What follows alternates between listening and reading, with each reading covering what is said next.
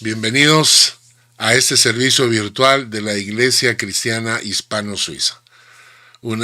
Queremos darle un saludo muy especial a las personas que se conectan de la parte europea y también a las personas que nos acompañan desde la parte latinoamericana. Dios ha utilizado estos medios como una herramienta para llegar a sus hogares a pesar de la pandemia y de la cuarentena. Esperamos que Dios nos indique, nos abra las puertas en el futuro para decirnos qué caminos debemos recorrer, si son reuniones virtuales, si son reuniones físicas. Así que estén orando para que Dios nos dirija. Siguiendo nuestra secuencia de estudios, el día de hoy nos toca estudiar el Salmo 53. Algo interesante es que el Salmo 53 y el Salmo 14 son prácticamente idénticos. Si ustedes empiezan a leer y a comparar los dos salmos, se van a dar cuenta que entre ellos hay muy pequeñas diferencias. Así que permítanme recordar ese estudio que tuvimos sobre el Salmo 14, que podemos muy bien aplicarlo al Salmo 53. El Salmo 14, ya lo deben tener a la mano, empieza diciéndonos así, los primeros 3 versículos. Dice el necio en su corazón, no hay Dios. Se han corrompido, hacen obras abominables, no hay quien haga el bien. Jehová miró desde los cielos sobre los hijos de los hombres, para ver si había algún entendido que buscara a Dios. Pero todos se desviaron, a una se han corrompido. Y no hay quien haga lo bueno, no hay ni siquiera uno.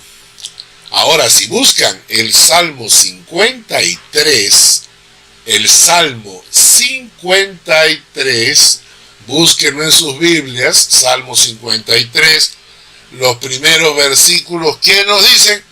Nos dice exactamente lo mismo. Dice el necio en su corazón, no hay Dios, se han corrompido e hicieron abominable maldad. No hay quien haga el bien. Dios desde los cielos miró sobre los hijos de los hombres para ver si había algún entendido que buscara a Dios. Cada uno se había vuelto atrás, todos se habían corrompido. No hay quien haga lo bueno, no hay ni aún uno. Así que no se quejen. Hoy día estudiamos 2 salmos al mismo tiempo. Para los que quieran continuar leyendo, van a encontrar que entre el Salmo 14 y el Salmo 53 hay algunas pequeñas diferencias en los versículos 5 y 6. Tanto en el Salmo 14, versículos 5 y 6, y el Salmo 53, el versículo 5, hay algunas pequeñas diferencias. Pero básicamente, si ustedes se leen los 2 salmos completos, van a darse cuenta que son 2 salmos paralelos, dos salmos casi iguales, que vale la pena estudiar. Y hoy día nos vamos a concentrar en el Salmo 14, pero naturalmente esto a la vez nos permite estudiar el Salmo 53. Así que 2 salmos a precio de 1. Ahora, antes de entrar al texto, quiero mencionar algunas cosas, ¿no? En la sociedad existen lo que se llaman las modas. Las modas son como modelos que la gente asume en la sociedad y que decide seguir. De alguna u otra forma, cada uno de nosotros se identifica con alguna moda del momento y asume una posición. Por ejemplo, tenemos las modas musicales, tenemos al grupo de los rockeros, que se visten de cierta manera, ¿no? O tenemos al grupo de los salseros. Entonces, de repente aparecen por ahí los metaleros. También tenemos a los folclóricos. A mí me encanta la música folclórica, así que también tenemos al grupo de los folclóricos. Y últimamente, escuchando un poco de música latina, me di cuenta que la música que más se escucha en la radio es los raperos, ¿verdad? Ahora, Permítame tomar un poquito de agua. Entonces, ahora, dentro de estas modas también viene la vestimenta, la forma de vestirse. Por ejemplo, tenemos los pituquitos de marca. Los pituquitos les llaman así en el Perú a la gente que le gusta vestirse, que tiene la nariz para arriba. No sé cómo le llamarán en sus países, ¿no? Pero en el Perú le dicen los pitucos, ¿no? Esa gente que le gusta vestirse bien, ropita de marca, ellos son muy elegantes, ellos son muy sniff, ¿verdad? También tenemos, por ejemplo, los góticos que se visten de negro, o tenemos los moteros que van con sus casacas, o los frikis, o los nerds, en fin. Todas estas son modas. Y en realidad es un grupo pequeño dentro de la sociedad que se llama una subcultura, que desarrollan este tipo de modas y que luego viene una masa de gente y se acopla. Es decir, son personas que originalmente crean la idea o el modelo o la forma de vestirse y la gente los sigue. Hay un texto bíblico que la Biblia es muy clara, que está en Efesios capítulo 2, versículos 1 al 3. Efesios capítulo 2, versículos 1 al 3.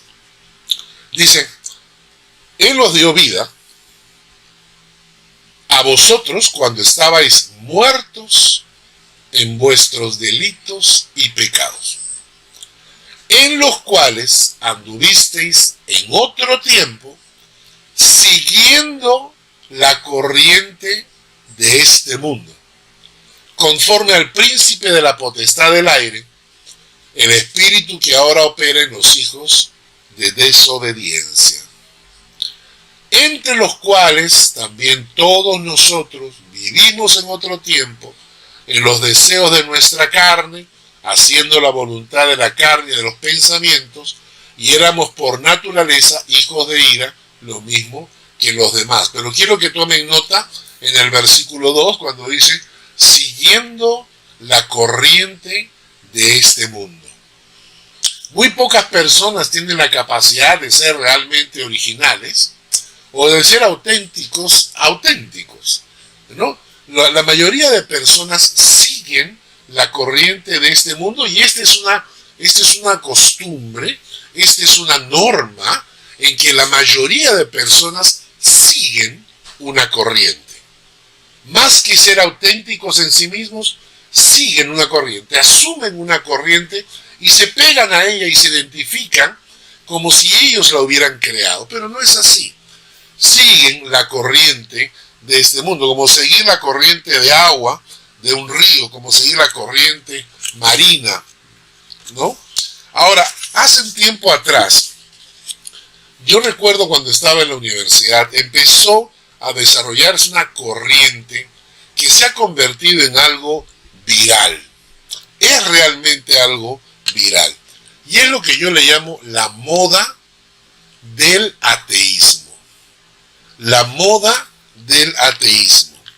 Sin duda he escuchado en el internet a muchos ateos intelectuales, con los cuales obviamente no comparto idea, pero respeto, porque son personas que han trabajado su idea, su creencia, ¿no? Por mi cuenta yo pienso que están equivocados, pero ellos han desarrollado intelectualmente esta posición filosófica para sus vidas. Pero la gran mayoría, 95% de personas, decidieron seguir esta corriente y hoy en día es casi una moda. Es casi una moda. No tienen idea de lo que están diciendo. No tienen idea de lo que están afirmando. Pero tú le preguntas a muchísima gente en la calle, en la universidad, y esta posición de decirse yo soy ateo, es como asumir que yo soy superior, ¿me entiendes? Que yo soy más inteligente, que yo tengo más cultura, que yo no soy una persona retrógrada, yo soy moderno, soy progresista. Y entonces, al momento en que ellos dicen yo soy ateo, entonces están tratando de proyectar esa imagen. Son seguidores de esta, pero nunca se han detenido a evaluar realmente si es que el ateísmo es factible o es una realidad que podríamos seguir todo el mundo. No es así. El texto bíblico que estamos estudiando el día de hoy nos va a decir algo interesante. La Biblia no les llama malos, tampoco les llama pecadores o impíos. La Biblia, a las personas que dicen que no hay Dios, con mucho cariño les dice que son necios.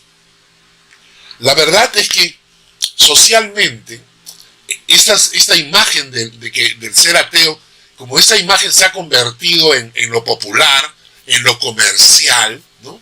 Como la mayoría de personas creen que con eso están reflejando una superioridad intelectual, yo quiero decirles que hay investigadores científicos, profesionales de altísimo vuelo, ¿no?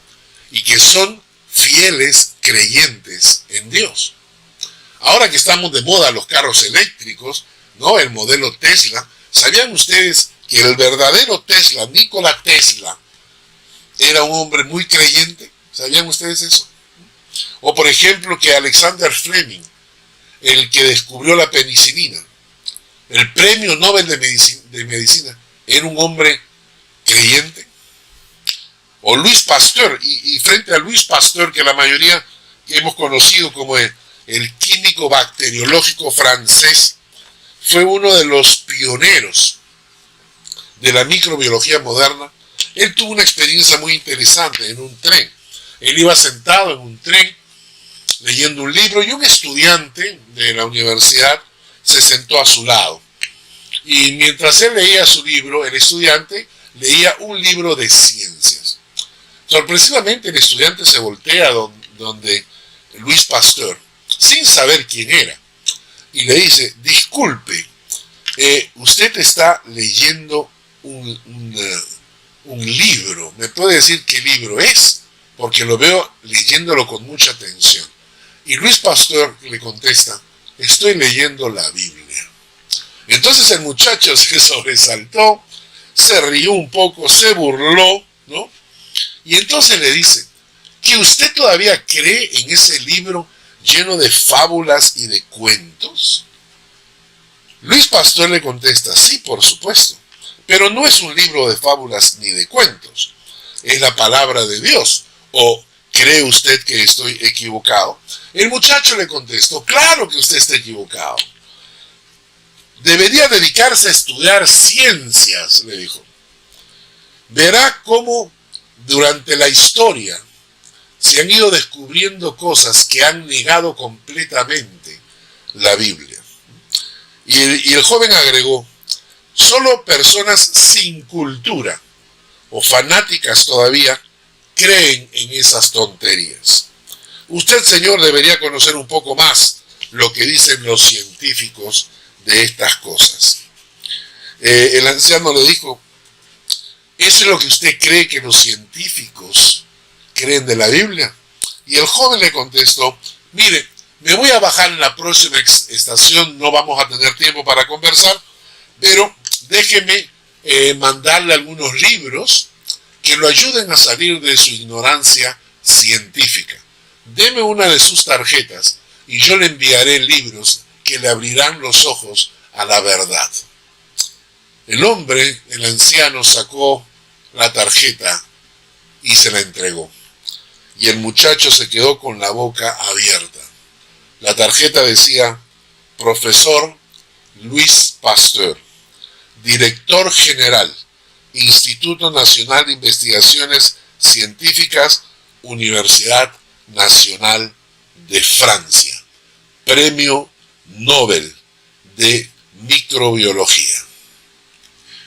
Y esto es lo que ha ocurrido con la gente. Nos han hecho creer de que no, que los ateos son súper inteligentes y que los científicos, los verdaderos científicos investigadores, son toditos ateos. Eso no es verdad, eso no es cierto. La verdad es que hay muchísima gente que son grandes hombres investigadores de alto nivel, científicos de alto nivel, y que son fuertemente creyentes. Vamos a repasar nuevamente el Salmo 14, versículos 1 al 3. Y dice así: dice el necio en su corazón, no hay Dios. Se han corrompido, hacen obras abominables. No hay quien haga el bien. Jehová miró desde los cielos a los hijos de los hombres para ver si había algún entendido que buscara a Dios. Todos se desviaron, a una se han corrompido. No hay quien haga lo bueno, no hay ni siquiera uno. Noten ustedes que la primera afirmación de la Biblia es que proclamar que no hay Dios es simplemente una muestra de necedad. Y esto es interesante. La Biblia nunca trata de demostrar la existencia de Dios. ¿Se han dado cuenta? Es en ninguna parte de la Biblia. La Biblia trata de demostrar esto. ¿Por qué? Porque la Biblia lo afirma como un hecho absoluto. Si yo les dijera a ustedes, bueno, yo soy un peruano, suizo, tengo algunos kilitos de más, ¿no? Y tengo bigotes, lo afirmaría, lo diría, lo escribiría, lo contaría. Yo no tendría que estarle demostrando a la gente. ¿Por qué? Porque es un hecho absoluto. Lo mismo hace la Biblia. La Biblia no trata de demostrar la existencia de Dios, sino que la da por sentada. Dice, pero es absolutamente lógica. Lo que hace la Biblia es, cuando una persona niega la existencia de Dios, la Biblia, y con mucho cariño, le dice, no, eso es necedad. Decir que no hay Dios es necedad. La segunda cosa que afirma la Biblia es que cuando quitamos a Dios de nuestras vidas, cuando Dios ya no participa, cuando decimos no hay Dios ni en el universo ni en mi corazón, entonces entramos en un proceso de deterioro moral. ¿Por qué? Porque ¿a quién vamos a dar cuenta cuando muramos? A nadie. Y por lo tanto, ¿por qué no puedo vivir mi vida como se me antoja? ¿Por qué no puedo ser absolutamente egoísta? ¿Por qué no puedo robarle a la gente para tener el dinero de disfrutar de la vida? ¿Por qué no puedo matar al que me molesta? ¿Por qué no puedo abandonar a mi esposa y buscarme una más joven? ¿Por qué tengo que tener una moral si no existe un Dios y después de la muerte no hay nada? Entonces, por eso es el texto del Salmo, dice el necio en su corazón, no hay Dios. ¿Y cuál es el siguiente proceso? Se han corrompido, hacen obras abominables. No hay quien haga el bien. Jehová miró desde los cielos sobre los hijos de los hombres para ver si había algún entendido que buscara a Dios. Todos se desviaron, a una se han corrompido, no hay quien haga lo bueno, no hay ni siquiera uno. ¿Por qué la Biblia le dice el necio en su corazón, no hay Dios? Hace un tiempo atrás me escribí un devocional sobre este salmo. Escribí justamente cómo Dios hablaba de los ateos y que les llamaba necios. Y yo recibí una carta, porque la persona que recibió mi devocional se lo retransmitió a un amigo suyo, que era una persona aparentemente atea. Me contestó una carta muy fea, muy insultante, muy llena de improperios y de malas palabras. Obviamente él se había sentido muy ofendido. Y cuando yo leí su carta, le contesté y le dije, mire, voy a pasar por alto todos sus insultos y sus improperios, porque yo a usted primeramente no lo conozco y yo no le he enviado a usted ningún devocional, ¿no?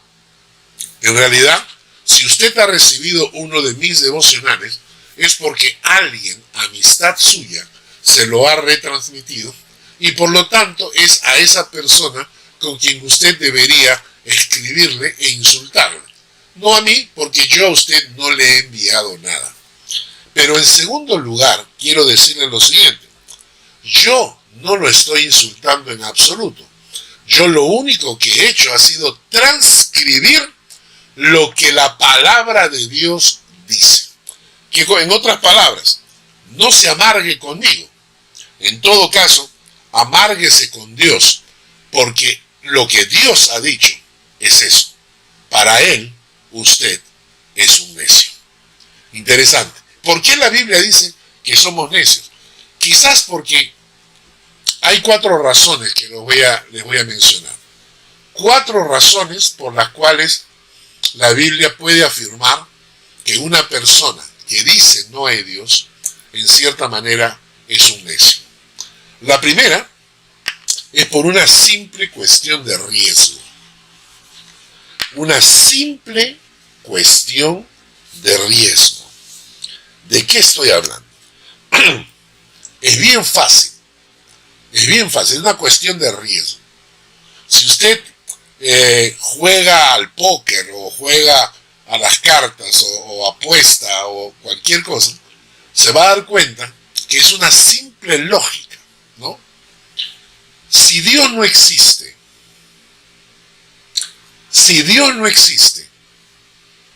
nunca lo sabremos. Voy a repetir. Si Dios no existe, nunca lo sabremos. Porque cuando lleguemos a la muerte, pasaremos a la nada. Tanto el ateo como yo, pasaremos a la nada, a la inconsciencia, a la nada absoluta. Dejaremos de existir y dejará de existir nuestra conciencia y por lo tanto nunca sabremos absolutamente nada. Morimos y desapareció todo. Sea el bueno, sea el malo, sea el santo, sea el pecador. Simplemente llegamos a la muerte y todo desaparece. Si Dios no existe. Por lo tanto, no pasó nada. Nadie descubrirá nada. Pero si Dios existe, es diferente. Porque si Dios existe, aquel que honró a Dios, aquel que buscó a Dios, aquel que sirvió a Dios, recibirá su pago y su premio. Y aquel que le dio la espalda, aquel que lo negó, aquel que menospreció a Dios, recibirá también su pago. Entonces, si uno tuviese que apostar, ¿por qué apostaría? ¿Apostarías por ser ateo? ¿O apostarías por ser creyente? Si yo apuesto por ser creyente y al final no existe Dios, ¿qué pasó? No perdí nada. Pero si yo apuesto por ser ateo y al final hay Dios, pierdo todo. Por eso, la Biblia le llama a una persona que dice que no hay Dios, le dicen eso. Porque está arriesgando su eternidad, está jugándose la eternidad al 50%. Hay un pasaje que deberíamos buscar, que está en Lucas, en el capítulo 16, versículos 19 al 31. Lucas 16, versículos 19 al 31. Búsquenlo o apunten el texto para que lo lean después. Esta es la historia en que Jesucristo está contándole, hablándole a sus discípulos y les dice que había un hombre rico que se vestía de púrpura, de lino fino, y que cada día hacía banquete con esplendidez, alguien que disfrutaba de la vida al máximo, pero no tenía tiempo para Dios, no tenía tiempo para su eternidad. También había un mendigo llamado Lázaro que estaba echado a la puerta de ese hombre rico y ansiaba saciarse de las migajas que caían de la mesa del rico, etc. Dice el texto, murió el mendigo y fue llevado por los ángeles al seno de Abraham, a la presencia de Dios. Y murió también el rico y fue sepultado. Murió el mendigo, fue llevado a la presencia de Dios, murió el rico y también fue sepultado. Y dice que en el Hades, en el lugar de los muertos, el rico alzó sus ojos, estando en tormentos, y vio de lejos a Abraham y a Lázaro en su seno. La historia de Jesús es que hay 2 lugares después de muertos, que no es la inexistencia, que existen estos 2 lugares. Y que cuando morimos, o vamos a uno o vamos al otro, son palabras de Jesús. Dice que en la historia, cuando el rico se despierta y se da cuenta, le pide algo sui generis a Cristo. Le dice, te ruego que envíes a la casa de mi padre, tengo 5 hermanos, para que les testifique, a fin de que no vengan ellos también a este lugar de tormento. El rico le dice a Jesús, pero por favor, envíale a Lázaro, mándale un fantasma, mándales un fantasma a mis hermanos que están viviendo sin pensar en la eternidad, para quienes no existe la eternidad, y entonces mándales un fantasma para que no mueran y vengan a este lugar de tormento. Y entonces dice que Abraham le contesta, tienen a Moisés y a los profetas, y esa expresión Moisés y los profetas es una referencia a la palabra de Dios, a la ley de Moisés. Y entonces le está diciendo, ahí tienen la palabra de Dios, ahí tienen la Torá. Si ellos leen la palabra de Dios les está diciendo que existen estos lugares, se los está diciendo. Y entonces dice que el rico le contesta, pero si alguno de entre los muertos se les aparece, se van a arrepentir. Y entonces Abraham contesta, si no oyen a Moisés y a los profetas, si no creen en la palabra de Dios, no se van a persuadir aunque se les aparezca un fantasma, aunque se levantare alguien de los muertos. Y esto es cierto, porque la gente que no quiere creer en la palabra no cree. No importa que se le aparezcan muertos, van a dar 50.000 explicaciones. Yo lo he visto. Gente atea que ha visto un milagro delante de sus ojos y terminan tratando de buscar una explicación. Un milagro de cáncer sanado. Y el ateo va a decir, no, es según algún medicamento, las circunstancias del mundo. ¿Por qué? Porque el que no quiere creer no cree. Entonces, en primer lugar, la Biblia le llama necio al que dice que no hay Dios, porque se está jugando su eternidad. Se está jugando la eternidad. En lugar de estudiar, de investigar, de buscar, está jugándose su eternidad. Son palabras de Jesús. Si esta historia no fuera cierta, Jesús sería un gran mentiroso, un tremendo mentiroso. Por eso la Biblia le dice necio al que dice que no hay Dios. En segundo lugar, es por una cuestión de lógica. ¿Por qué la Biblia le dice necio al que dice que no hay Dios? Es por una cuestión de lógica. Y les voy a explicar. Porque a mí, cuando yo estaba en la universidad, los profesores decían que debíamos pensar, que no debíamos ser corderos que nos llevaran por cualquier lado, que debíamos ser críticos y que debíamos pensar, que no debíamos creer en todo lo que nos dijeran. ¿De acuerdo? Entonces yo eso lo apliqué no solamente a mi vida universitaria, sino también a mi fe.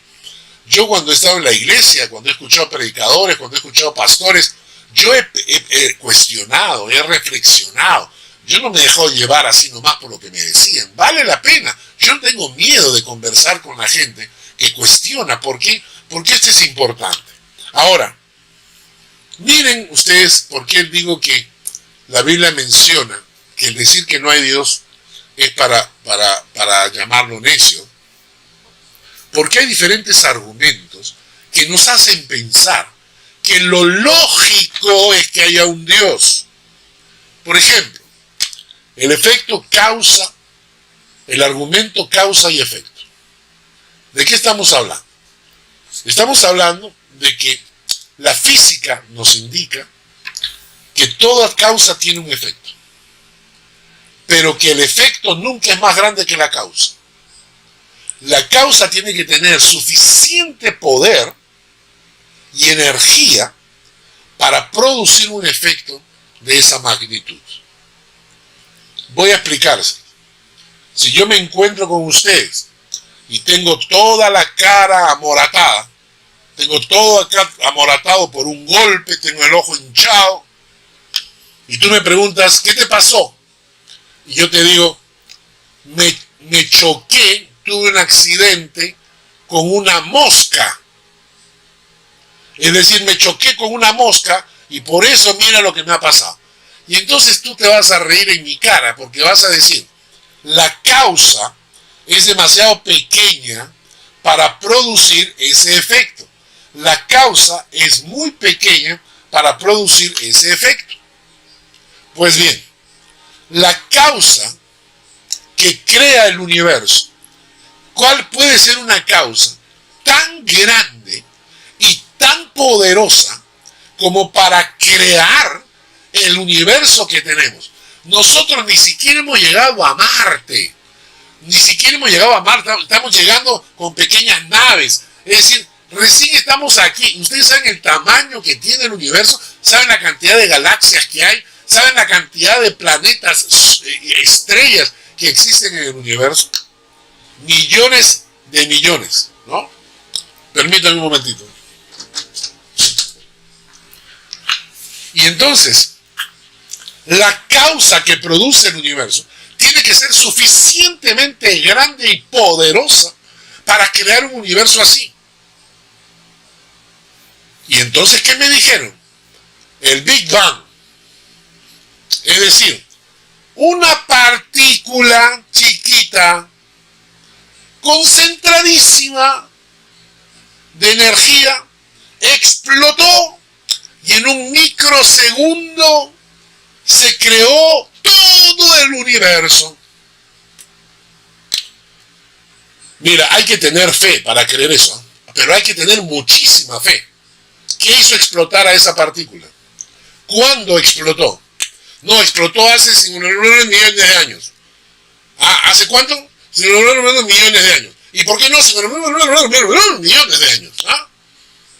¿Se dan cuenta que es una interpretación tan absurda y tan ridícula, la peor de todas, en la que me dicen últimamente que uno de los grandes científicos, el que se acaba de morir, este señor Hawking, el que andaba en su silla de ruedas, que llegó a la conclusión que todo el universo había salido de la nada.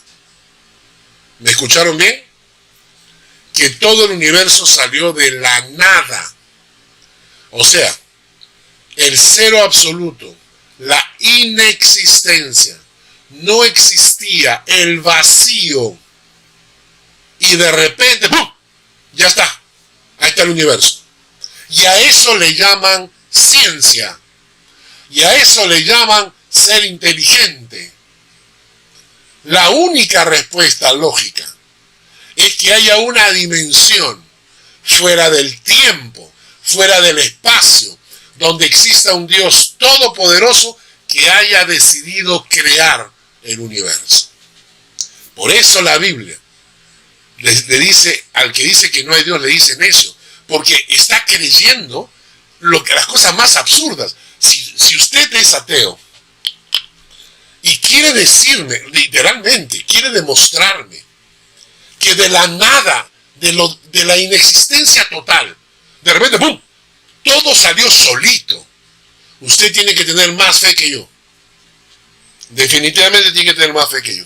Sin embargo, nosotros como creyentes, ¿qué decimos? Hay unos textos bíblicos, Deuteronomio 32, 18, le decimos a la gente, de la roca que te creó te olvidaste. Te has olvidado de Dios, tu creador. Qué precioso versículo para decírselo a alguien que dice que no hay Dios. De la roca que te creó te olvidaste. Y te has olvidado de Dios, tu creador. Isaías 42, 5. Así dice Jehová Dios, creador de los cielos, y el que los despliega, el que extiende la tierra y sus productos, el que da aliento al pueblo que mora sobre ella, y espíritu a los que por ella andan. Esto es lo que la Biblia define como Dios. No un Big Bang, no que salimos de la nada, sino dice que hay un creador. Y precioso el pasaje. Creador de los cielos, el que los despliega, el que extiende la tierra y sus productos, el que da aliento al pueblo que mora sobre ella, el que da aliento al pueblo que mora sobre ella, y espíritu a los que por ella andan. Pero ¿qué pasó con la gente? De la roca que los creó, se olvidaron de Dios, su creador. Isaías 43:1. Ahora sí dice Jehová, creador tuyo, Oh Jacob, formador tuyo Israel, no temas porque yo te redimí, te puse nombre, mío eres tú. Gloria al nombre de Dios. Mío eres tú, soy de Dios, soy del Señor. Qué precioso. Entonces hemos visto que la Biblia le llama necio, primeramente por una cuestión de riesgo, decíamos, porque están arriesgando el 50% de las probabilidades a negativo. O sea, se la juegan a negativo, ¿no? La segunda cosa es por lógica, es una cuestión de lógica. La tercera cosa por la cual la Biblia dice que una persona que dice que no hay Dios, en cierta manera es una persona necia, es porque una persona necia, una persona que dice que no hay Dios, tampoco tiene perspectiva de eternidad. ¿Me entienden? Tampoco tiene perspectiva de eternidad. O sea, para una persona que no existe Dios, pues tampoco existe eternidad. Eso es un cuento, la eternidad es un absoluto, una absoluta mentira, ¿no? Para ellos no existe la eternidad. Entonces, si no hay eternidad, no tengo por qué preocuparme. Lo importante es vivir la vida acá. ¿No es eso lo que está pasando? Cuando la gente dice no hay Dios, tampoco hay eternidad. Y si no hay eternidad, entonces solo me queda vivir la vida acá, lo más intensamente posible. Entonces jamás voy a dedicar ni un minuto a preparar mi alma para una eternidad inexistente. ¿No es cierto? Entonces, yo vivo la vida acá, para acá, y como dice el texto bíblico, comamos y bebamos porque mañana moriremos. Ya está. Comamos y bebamos porque mañana moriremos. Y cuando morimos se termina todo. Entonces, vivo sin perspectiva de eternidad. No dedico nada a preparar mi eternidad. Pregunto, ¿y si existe? ¿Y si existe la eternidad? Porque existe el infinito. Vivimos con el infinito en la mano. ¿Cuántos colores hay? Infinitos, y nadie discute. ¿Cuántos números hay? Infinitos, y nadie discute. Vivimos con el infinito en nuestra vida cotidiana. La eternidad es un infinito que no podemos entender, pero es el infinito del tiempo. La eternidad es el infinito del tiempo. Entonces, si existe el infinito de colores, el infinito de números, ¿no existirá el infinito del tiempo? Pues Jesucristo lo dijo. Miren estos textos bíblicos. Jesús habla y le dice, orando, ahora pues, Padre, glorifícame tú al lado tuyo, con aquella gloria que tuve contigo antes que el mundo fuese, porque me has amado desde antes de la fundación. Jesucristo está diciendo que Él vivía en la eternidad antes de venir a esta tierra. Y cuando Él nace a través de María, lo único que estaba haciendo es que se estaba encarnando, nada más. Pero Él está diciendo acá que antes de nacer ya existía. Dice, glorifícame al lado tuyo con aquella gloria que tuve contigo antes que el mundo fuese. Porque me has amado desde antes de la fundación del mundo. Pero qué cosa es que tenemos acá a Jesucristo, y Jesucristo es un mitómano, megalómano. ¿Qué significa eso? Mitómano es un mentiroso compulsivo, y un megalómano es un hombre con delirios de grandeza. Así que era un mentiroso compulsivo con delirios de grandeza. Un mitómano, megalómano, Jesucristo. Porque está diciendo que antes de la fundación del mundo Él ya estaba. Él ya estaba. ¿Nos mintió? Miren el texto que dice, porque de tal manera amó Dios al mundo que ha dado a su Hijo unigénito, para que todo aquel que en Él cree no se pierda, mas tenga vida eterna. Nos mintió para que el que cree en Él no se pierda, tenga vida eterna. ¿Nos está mintiendo o existe la vida eterna?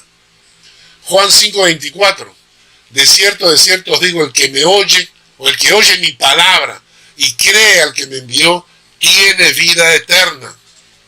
Y no vendrá condenación, porque ha pasado de muerte a vida. Ha pasado de muerte a vida. Otro texto más. Juan 6:27. Trabajad no por la comida que perece, sino por la comida que a vida eterna permanece, la cual el Hijo del Hombre os dará, porque a este señaló Dios el Padre. Y un versículo más, todo aquel que vive y cree en mí, no morirá eternamente. Y entonces, ¿qué es esto? Son palabras de Jesús. ¿Era Jesús un mitómano megalómano? ¿Era Jesús un mentiroso compulsivo con delirios de grandeza? ¿O Jesús estaba diciendo la verdad? Estaba diciendo que hay una eternidad.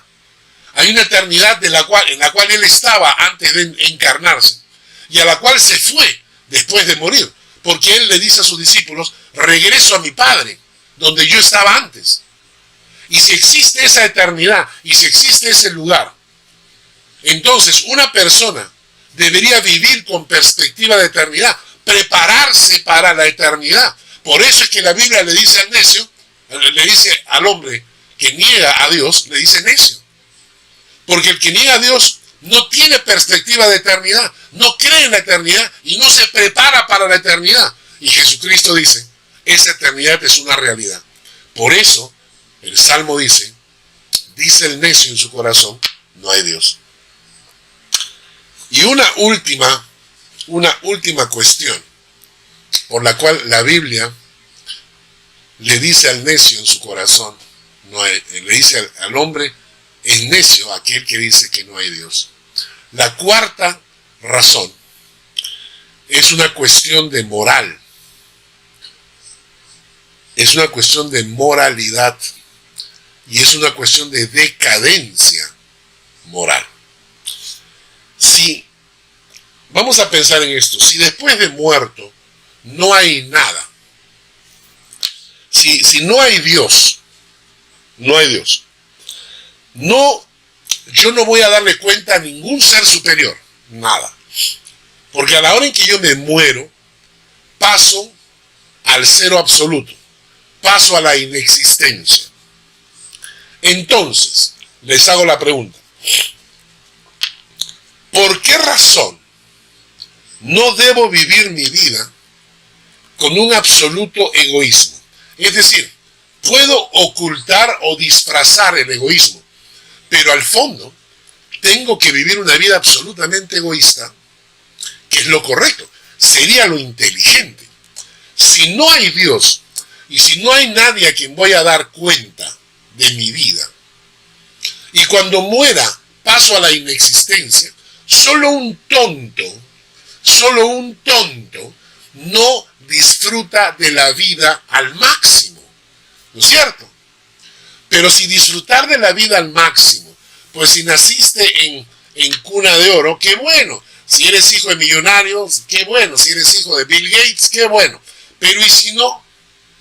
Y si te tocó vivir como la mayoría de personas, una vida normal, trabajando con un poco de dinero, que no te permite comprarte lujos, ni irte de vacaciones por donde quieras, ni tener las casas que quieras, entonces, ¿acaso no tendrías derecho de robar, matar, destruir, lo que fuese, con tal de tener lo necesario para poder disfrutar la vida? Recuerda que cuando te mueras, ya está, desapareció.